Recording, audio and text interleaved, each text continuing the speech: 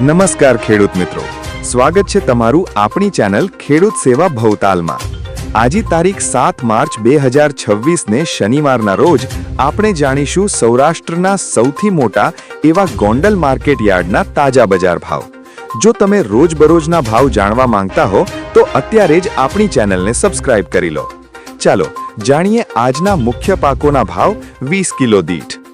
કપાસ આજે કપાસના ભાવ 1011 રૂપિયાથી 1551 રૂપિયા સુધી બોલાયા હતા।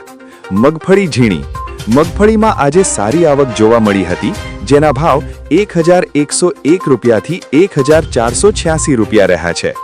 મગફળી જાડી મગફળીના ભાવ 1051 રૂપિયાથી 1481 રૂપિયા સુધી રહ્યા।